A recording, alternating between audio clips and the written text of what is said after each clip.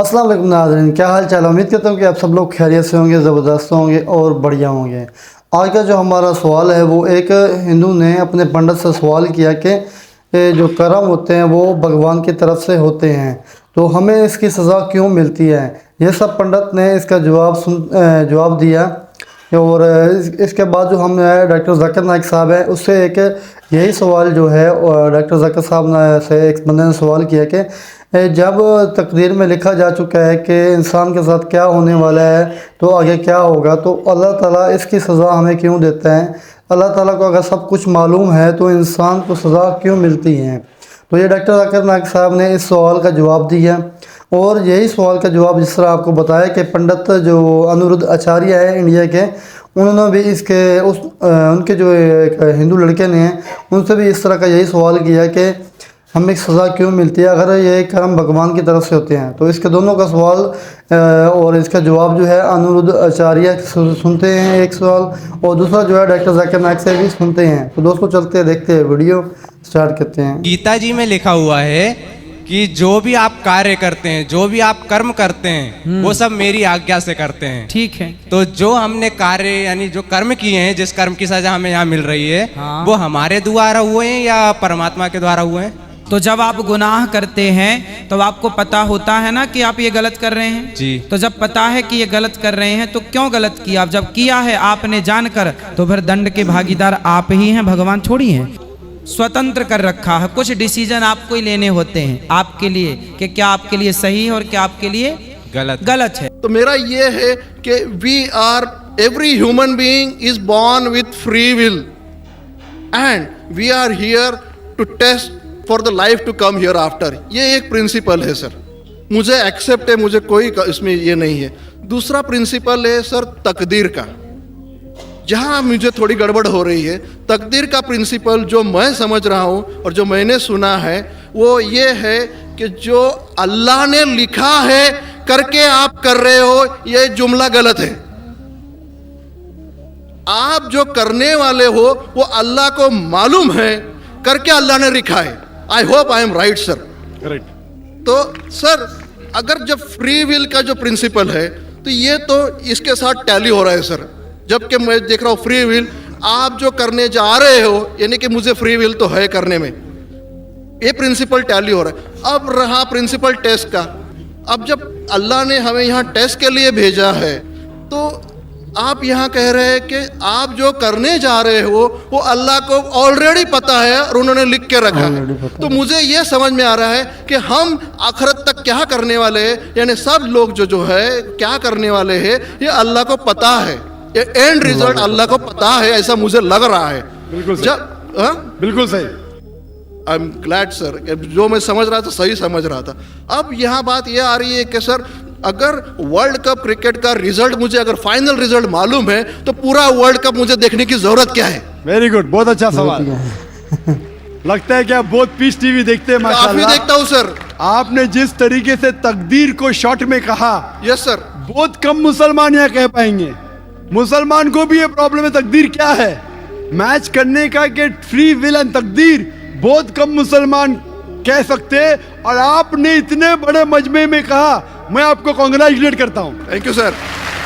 आपका आखिरी सवाल था कि अगर अल्लाह को पता है। Sir I have not yet finish my question sir, please. हाँ जी हाँ जी हाँ जी सर, ये तो एक पार्ट था क्वेश्चन का। दूसरा पार्ट ये है कि अल्लाह को जब अगर मैं तो बनिया हूँ सर, मुझे मालूम पड़ा है कि इस्लाम एक्सेप्ट करके मुझे स्वर्ग मिलेगा या नर्क मिलेगा, कुछ न कुछ तो मिलना पक्का है।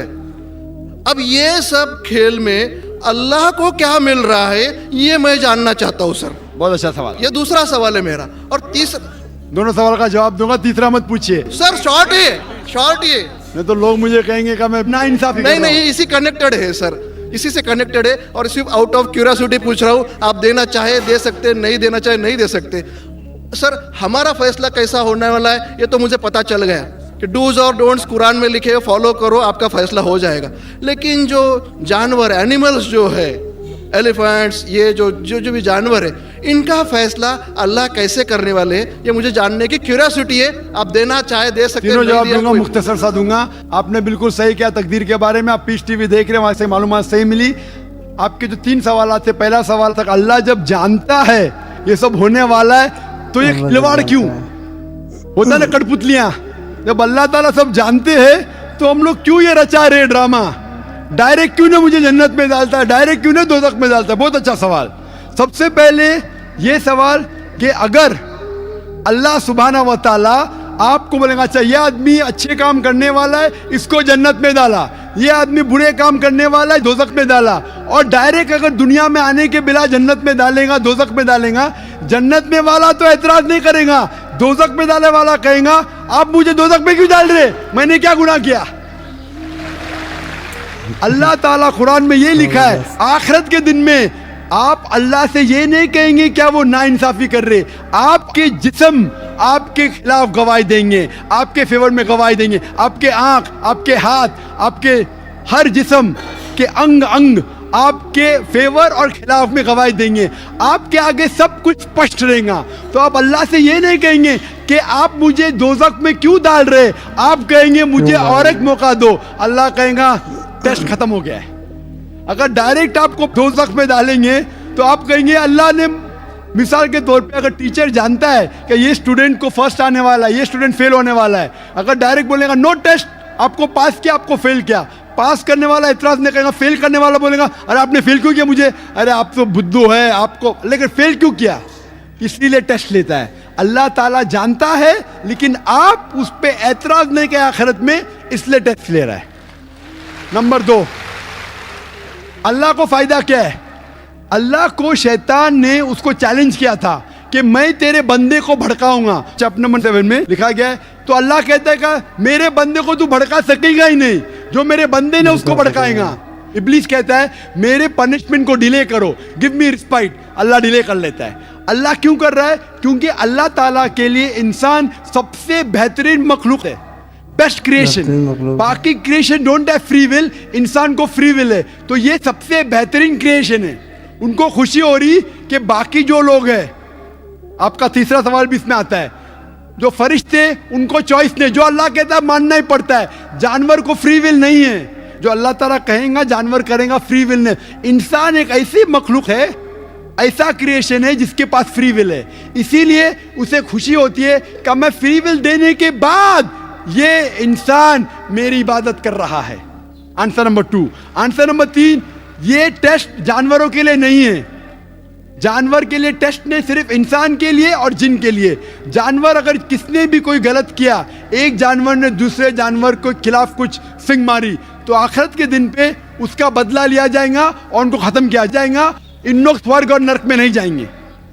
इंसान सबसे बेहतरीन मखलूक है, सबसे अच्छा क्रिएशन है, सिर्फ वो जन्नत का दोज़ख। दोस्तों ये थी आज की हमारी वीडियो। जो आपने सवाल जो इस तरह सवाल पूछा कि अल्लाह ताला ने इंसान को बनाया है, तो अल्लाह ताला हर चीज़ जानता है, तो इसका सवाल जो यानी इसका हिसाब किताब क्यों होगा?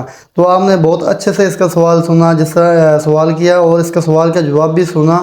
पहले सबसे पहले आपने अनिरुद्ध आचार्य जो कि पंडित है उनका सवाल भी सुना, उनका जवाब भी सुना, और उसके बाद जो हमने डॉक्टर जाकिर साहब ने बहुत अच्छे से सवाल का जवाब दिया और बहुत अच्छा लगा। तो आपको भी बहुत सारी इन्फॉर्मेशन मिली होगी। दोस्तों ये थी हमारी आज की वीडियो, जो आपको पसंद होगी उम्मीद करता हूँ। अगर आपको हमारी वीडियो पसंद आई हो तो हमारी वीडियो को लाइक लाजमी कर देना है, और नेक्स्ट वीडियो तक मिलते हैं। हमें दीजिए इजाज़त। अल्लाह हाफिज़।